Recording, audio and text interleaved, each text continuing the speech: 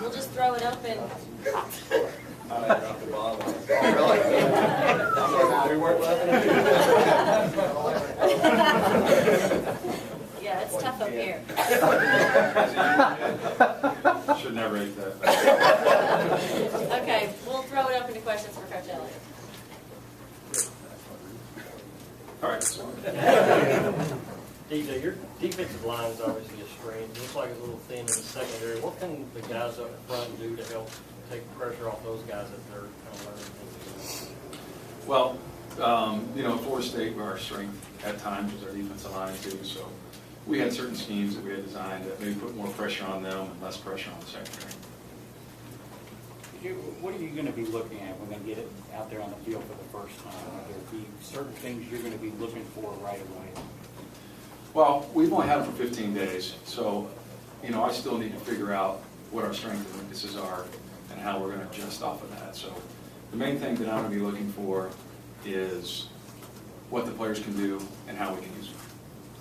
I had 5 stops with Stoops, and how many times have you heard the words "the process," and what exactly does that mean in your mind?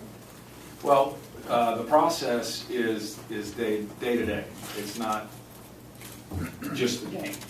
So we work on what we have to work on that day, and then we evaluate ourselves on that day.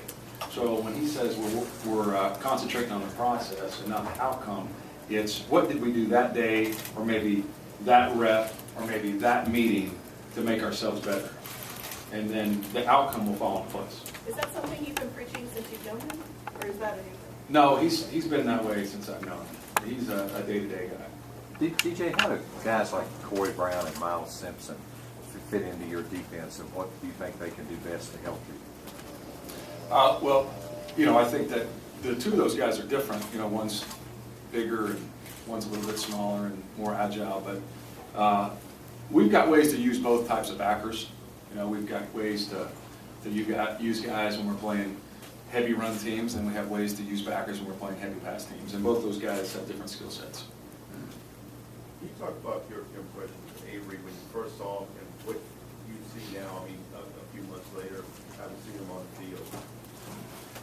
My first impression of Avery was, I think this guy's got the measurements. He's got the height, he's got the size, and I saw him move around, and I said, okay, he's got some ability. But what really impressed me was when I saw how he interacted with the players and how seriously he took the game. I was only on the job, a few days, and he was already up in my office, wanting to learn the playbook. So I've been very impressed with his intangibles.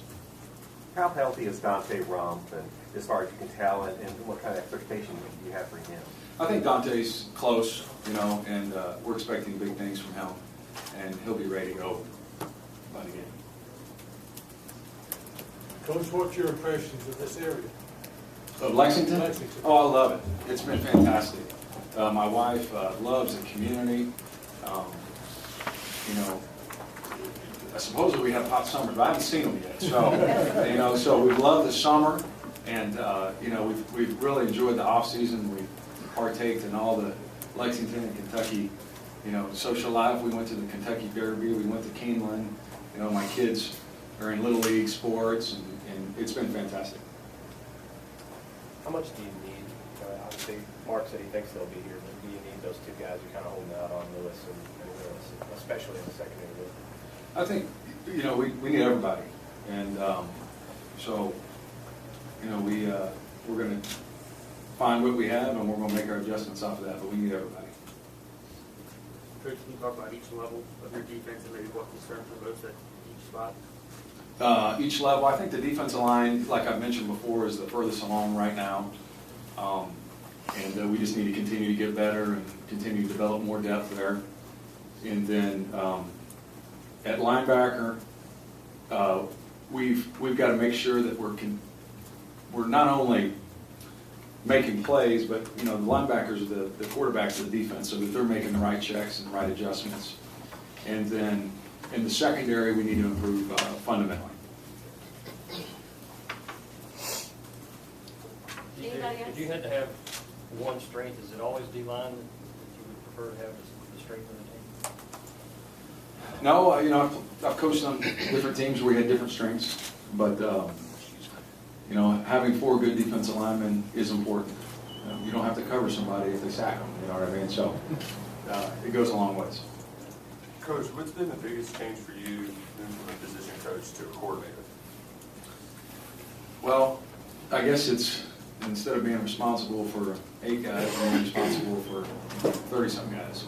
So just managing and being responsible for the entire defense has been a big change.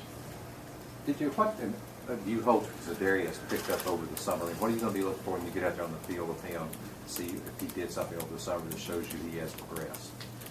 I think Zadarius, fortunately, was coached by Coach Brumbaugh at his junior college.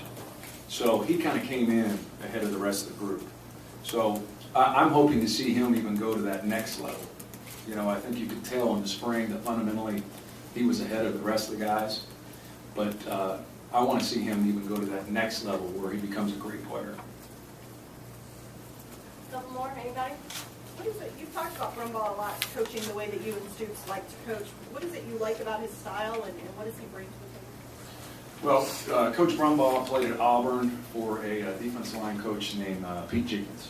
Okay, he's a legendary defensive line coach, and Coach Stoops and I got a lot of our techniques from him. And Coach Brumbaugh not only played for him, but was mentored by him. So that philosophy from Coach Jenkins is the same one that we wanted to put in here at Kentucky. Last question. What are some of those philosophies? Like, what are the things that he does that you like or appreciate? I think probably one of the biggest is that we coach our defensive linemen how to make plays. You know, when we were at Florida State, one of our leading tacklers was the defensive end. So those guys, you know, really concentrate not only executing their responsibility within the defense, but also how to get off the block and make a play. All right, thanks, Coach.